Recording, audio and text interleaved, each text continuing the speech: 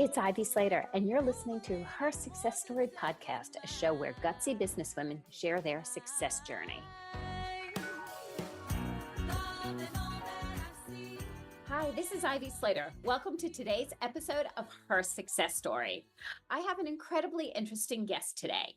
Amanda Schwartz Ramirez is the CEO of Garden Labs. She's a strategic and operations executive advisor and coach with experience in scaling high-performance tech companies. Over 15 years experience scanning early-stage startups, hypergrowth companies, Fortune 500 companies. Amanda has brought her expertise to companies that you know like PayPal and numerous others. Most importantly, I could sit here and talk about Amanda and keep going on and on about all the wonderful things she's doing. But let's talk with Amanda. So thanks for joining us here on Her Success Story. Hi, Ivy. It's so good to be here. Share a little bit of your background. Like where did your career path start?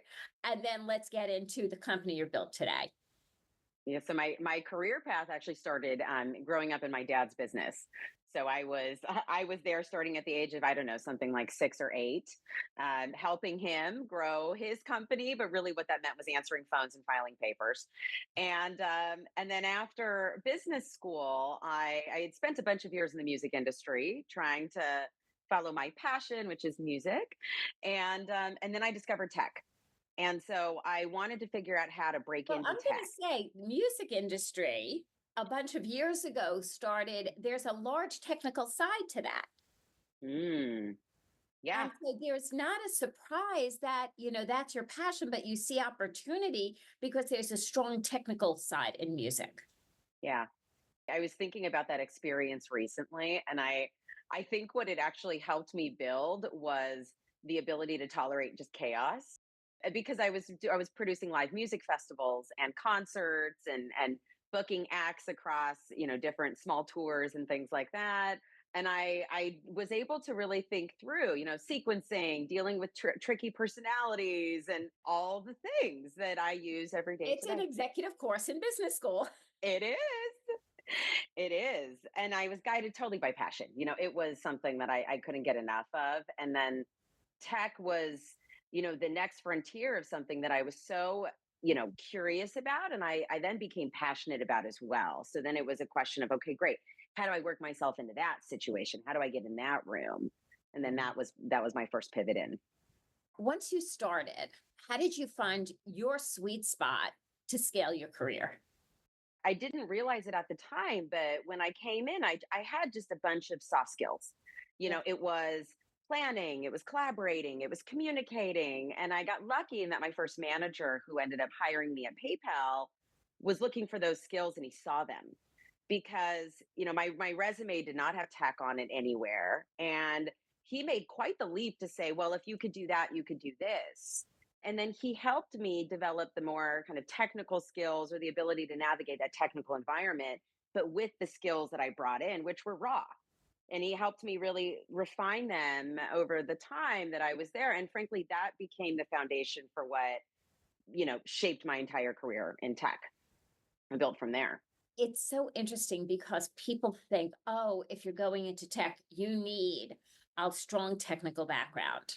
Yes. Yet companies that are being built based on technology and the investments of technology, which is massive out there today, need so many other skill sets. And part of that is the soft skills, the people skills, the coordination skills, the planning skills, the vision skills. Yes. Yes. And also what I didn't realize I was bringing in, that I can clearly see now, is my first job, formally in tech, was at PayPal. And we were serving small businesses, and I had worked in a small business and grew up in one. And so I had that customer empathy that I was able to use throughout that decade as well, that frankly, not many people that have spent their entire lives in front of a keyboard have. And that became a superpower, where I was able to say, like, no, that's not going to work, because I've been on the other side of that. Like, I understand how tricky it is to do the things that you believe your customer is going to do with this tech. So tell me, what made you take the leap? There's a lot of security in corporate jobs. Okay. Yeah. People say there's insecurity, people say there's security, and they're both right. Yeah. Okay. Yet you're a mom, you have kids, you had a lovely income and Mhm. package. There's a lot of risk of saying, I'm going to take this leap. So, what was the catalyst behind that? Yeah, it was, I spent 10 years working through different roles across the business at PayPal. And there's so many different business lines and teams. There was so much to learn. When I got to about 9.5 years, I said, okay, first of all, this is my favorite part. I was in the team that I loved, doing the thing that I loved. And that was after, almost a decade of working towards that. So I was happy.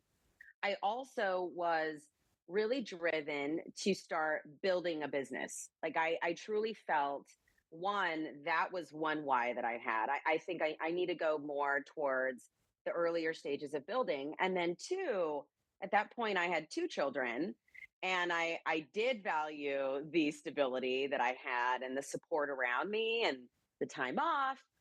But I also wanted to take just a bit more control over that. I wanted to cultivate something that better fit the rhythms of our family and all the things. And then I jumped into a startup, which was exactly the wrong thing to do, by the way. After corporate, I went into like a crazy, 90-hour a week environment. And then I finally came around to the idea that I should maybe build my own thing. But that's the journey, right? You take leaps and then you take other leaps. Right. And the journey is, and one thing I respect enormously is we have to make decisions. We cannot stay in indecision. I was actually we were having a whole conversation with clients about decision versus indecision, and indecision is a decision. And not all the decisions we make are going to be the greatest decisions of our lives. It's a point in fact, they're not. It's a matter of what you do about it. And that's one of the reasons I so respect and admire you is you're open and honest about it. I made a decision. I thought this was going to be great. I weighed the Yes. pros and cons as a mom, as a professional, et cetera, et cetera. Made the decision and like, okay, not the greatest move I've ever made, and we've all done it. We've all done it, and it truly did feel great at the time. So I did it with all the right intent and all the right reasons. And then I also recognized this isn't a one-way door, and few decisions are, right. Like at the time I was also pregnant with my third child. I wasn't when I took the job, and then later, life Um, happens, and hello, then shocking. surprise. And then all of a sudden I had to revisit the decision, and guess what, you can. And so then I made a different one. And I think that's, staying in indecision, I agree with you, is probably one of the most painful places to be, when you know that you need to make one, and frankly you just need to figure it out and just do it and be okay with then changing it in the future if you can, and most of the time you can. So now you have child number three, early baby, Yes. infant, Yes. early baby. Yep. You go out and you start a consulting company. Hats off to you. Love it. Because I am that crazy woman. Just FYI. This Uh, is why we connect, Ivy. that's why from the first conversation we have, like, oh, we've got to talk more. Bottom line, became a business owner when my firstborn was 9 months old. It's like, okay, like Yep. scratch your head. They're not yet walking, and you're about to go into chaos. Like, why don't we own a business? Um, Yes. for your journey, what was when you started? People say, like, okay, you go out, you kind of figure out what are your expertise.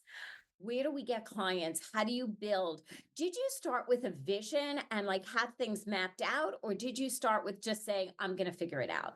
Because there's no, again, no right or wrong. You just do different ways. That's totally right. So I went through an incubation period where I needed to just prove to myself that this could be a viable thing.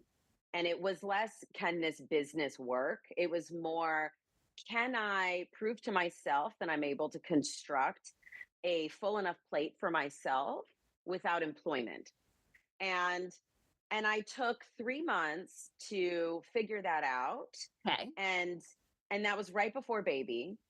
And I was like, I was putting out all the feelers. We can talk about that, but I wanted to just figure out, is this viable, or am I just going to take a leave and then just go get another job?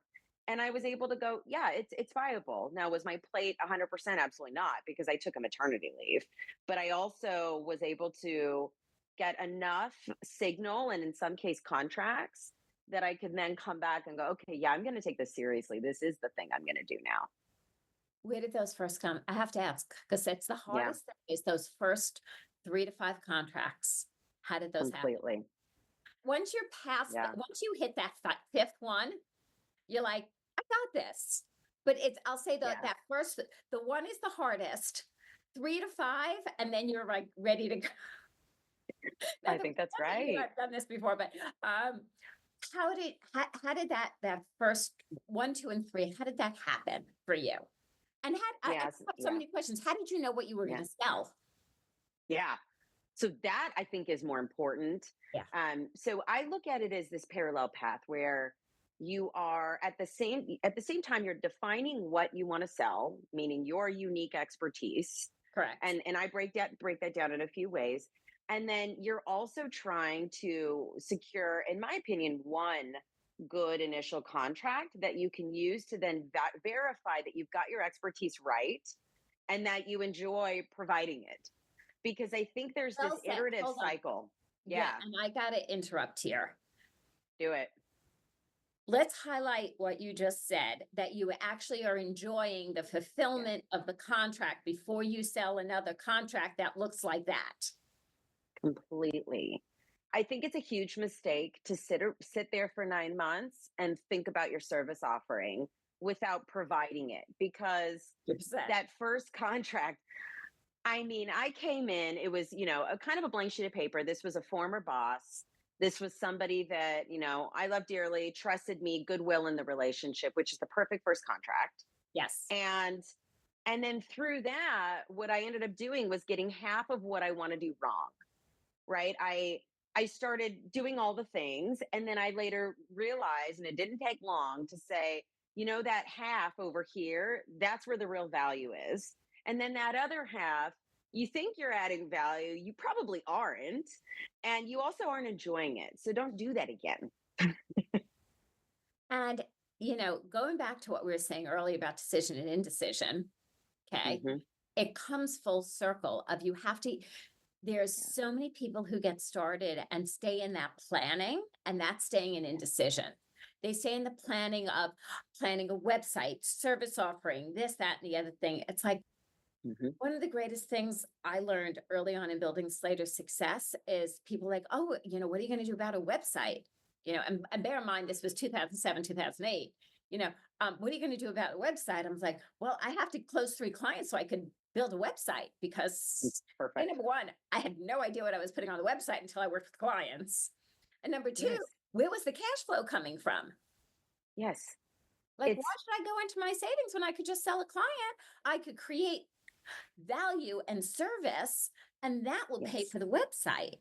And then I'll Yes. also have hands-on knowledge, right? I will have language that is pertinent in today, and I'm creating it that actually is something that I do want to scale versus something that I now end up with a website is like, oh, I hate this stuff.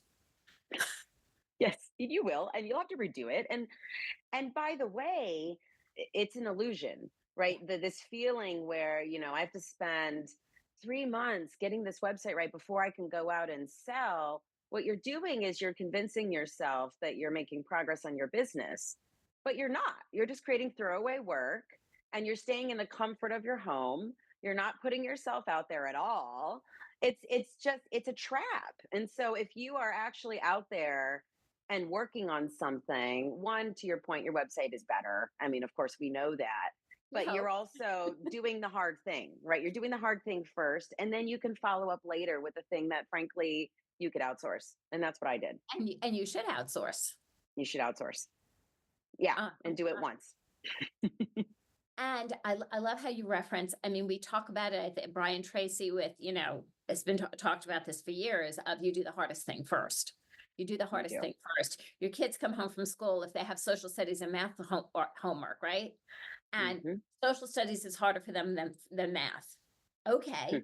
do the social studies first. The math will be easy. Don't do the math to get it out of the way, right? Do That's right. that harder thing first is such, Totally. we've all talked about it and then we forget to do it by ourselves for ourselves sometimes. And that's where I love that you brought that forward. Yeah. Well, and when something is so scary and it's this big unknown leap, you feel like you need to risk mitigate it. And so you end up taking the safe steps first. Yeah. And that feels like risk mitigation, but I 100% feel like that is absolutely an illusion. It is not. It is just wasted time and effort. And you're kicking the can down the road. So once you got this started, because it's a whole different company today. Share a little bit where your company is today and what you've built, because I love your model Yeah. and I love how you've stepped into growing your vision. Yeah, sure. So half of my business today is what I think of as just pure consulting. So I spent 10 years helping to stand up different fintech businesses, transforming functions, reorganizing things, running strategic initiatives. So that's exactly what I do on the consulting side. And I do that for startups and also Fortune 500 companies. And then on the other side is just pure advisory. So in this case, I'm working with a C suite of mostly startups and helping to guide them, but of course, more in an advisory mode. I'm not picking things up and running them. I'm truly spending bites of time to help them, drive the efforts of their own business. And I think those are the two pillars that I do. And then I've recently kicked off a number of education initiatives because that's a third thing that I've gotten excited about recently. Before we go into the educational initiatives, which I do want to do, I want to talk about, is this all you, I believe you've built a team. Like, how has that come about and how has that transformed what was the startup of your business, Garden Labs, to what it is today? So that came up very early for me, only because I think it's muscle memory. I've spent years building teams and organizations. And so when I see something in front of me that I feel could benefit from a team, or I build a team. So my first contract, actually, I ended up building a team, and then I ended up refining that model over time. But what it looks like today is I have a number of very trusted advisors that are experts in either their functional domain or industry area. And when something comes up on the consulting side that would benefit from their expertise, I'll bring them in as a partner, or we'll subcontract them under Garden Labs, and we'll actually attack this thing together on the consulting side. And then I also started pretty early building a bench of really just driven and incredible analysts, and I bring them with me as well. And these are typically MBAs or technical analysts that are going to be really strong in providing leverage on the research side. And there's lots of, as you know, lots of need for that across all the pillars of what I do. And so I just pull from these pools of part-time folks mostly, and then we compose teams for everything we do. I love that. I've done that in my company, where we bring in various experts, other coaches, consultants to bring different points of view, or sometimes to work within different levels of larger companies. So there's no That's right. conflict, I feel strongly about, in the level of trust of having my clients' teams being able to feel open and trusted. That's a good point. Yep. You've advanced Garden Labs and now has started developing a whole nother thing. Yeah. Share a little bit about it. Is it called Maven? The Maven course? Where did this come from? Did you need a fourth? Yeah. Did you need a fourth or fifth child at this point? I gotta I ask. know. Ask my husband. I mean, he's been very patient with me. So I like building things. So when I started Garden Labs, the first thing that happened was I came back, started working on contracts, and then I started hearing from friends who were all seasoned execs at different startups or large companies and wanted to do something similar to what I'm doing, but for their stuff, right? These were experts in their thing, but they wanted to start working across companies, either as consultants or advisors, and they wanted to know how to get started. So I've had, at this point, probably 100 of these conversations with different folks every week. I'll take a couple. And after a while, I started recognizing, one, this is kind of the same information I'm sharing over and over again. And number two, they need more. This is not something where it's a one and done conversation. I'll see you later. Hopefully you get your consulting business stood up. And so I ended up taking some time, and I developed an entire course around this. And it's very much just for folks that are coming from my background. They're execs that are from mostly tech, and they've got the years of experience behind them. They've got the network to support the next stage of their career, and they want that flexibility, that optionality, and they want to do consulting or advisory. And so that's the course. And I've been running it now for a few months and refining it, and I'll be running it all of next year because I really have enjoyed it. It's been very cool. What have you seen as far as the people taking, what are the actions they're taking? Because that's always like the most fulfilling piece as a leader. It's just incredible. So it's a very small. So the platform that I run the course on is called Maven because they do cohort based learning. So we compose 8 to 10 execs in one cohort, and then they go through the process together, and then they go off and spread their wings and fly. And so I'm working on my second cohort, and in the first one of the 8 execs that were in the bunch, I think at this point 3 have already landed their first contract. Nice. And again, this is from their network based on their expertise. But I think what they benefited from was the group coaching to really hone what it is they want to sell, at least for this first contract. And then the support, just to get out and do it versus like overthink it for Right. another We 2 years. overanalyze. Yes. We get in our head. It's so important to surround yourself with people that are in it with you, whether you're hiring your own coach consultant, whether you're doing a cohort of some sort, a course, you create your own group of peers, whatever works for you does not matter. And they're all wins, by the way. Every one of them are a win. It's lonely at the top. It is lonely, sitting at your desk and figuring this out. And this is why I love that you're doing this. It's talking and hearing what others are doing that sparks that brainstorm. Yes. And that's that advisory piece that is so important for every leader to have. Yes. And it's so interesting in that, there's CTOs, there's CPOs, there's CHROs, these are all different functional leaders that are in this cohort, but they all are sharing the same internal kind of struggles, or they're noodling on the same types of problems. Exactly. And they're benefiting from that shared experience, and they're hearing, oh, you're thinking about it that way, that's actually relevant to my thing. And they're moving faster because of it. And so I'm so excited to create that space for them. And I'd love to collaborate with them in the future. That's my goal, is that it builds in my advisory network, and we end up just tackling projects together. So this should be fun. So Amanda, what has surprised you in this journey of building Garden Labs? One, I started this as an 18-month experiment. I committed to it certainly for 18 months. I thought this could be a chapter. And then once I got to 18 months, I was like, how can I do this for 3 years?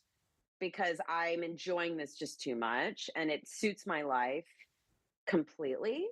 And sometimes I overdo it, and sometimes I'm like, oh, I wish I was a little busier. I'm constantly surprised at how I can come into every day excited, and how much I just value that freedom and ownership. And it shouldn't have been a surprise. It was what I was looking for, but once you actually have it, it's just felt so good. And so I think that's been the thing that I continue to come back to. The why is very strong. And I think it does come back to having a strong why. Yeah. And that's a longevity of a career move, of starting a business, of whatever it is that's working for you. It's having that strong connection to your why and why you're doing this and what is important to you. That's right. That's right. And then you do it. Absolutely. What tip or piece of advice would you pass down to other leaders who are thinking, should I stay in my corporate career? Should I go out on my own? What could I be doing differently if I already am out on my own? I think on the one hand, if you're in a great company and you have great support, make sure you're overturning all the rocks around you and feel like you've really gotten everything out of that chapter before you feel like there's something better around the corner. I felt that deeply. I really was going towards something instead of away from something. I really felt like this has been a great chapter and I'm ready for my next one. And I've gotten everything I can here and I've given everything I can here. And so that would be my first step is the grass is not greener. You're not missing out on anything. Do the thing you're doing, do it well and get everything out of it. Love And that. then when you're ready, like we've said, do the hard thing first. Don't trick yourself into 18 months of planning, preparation, and website development. Get out there, talk to the people that trust you, love you, know you, have seen you do really incredible stuff. And that's your pipeline. And then just move from there. You will experiment and iterate, and you've got this. Know your first 3 to 5 contracts come from the network you've already built. Yep, completely. And so also be conscious of always building your network. Yeah, that's exactly right. That's exactly right. Amanda, thank you for joining me here today on Her Success Story. It has been so much fun. This was great. Thank you so much. Listeners, what I always say at this point in the show of take a deep breath and think about the one thing that you're taking away or your aha moment from Amanda and I's conversation. Jot it down somewhere and then make the decision to create an action of what you're going to do for yourself based on listening. I always appreciate everybody listening in, and let's make sure you're getting actions that will help fulfill your career, your goals, your dreams, and your desires. If this was a great conversation for you, please pass it forward. Hit subscribe. We come into your inbox with great interviews just like Amanda's today. And leave us a note. What was your takeaway and what do you want to hear more from? Thanks for joining us again on Her Success Story, and see you next time.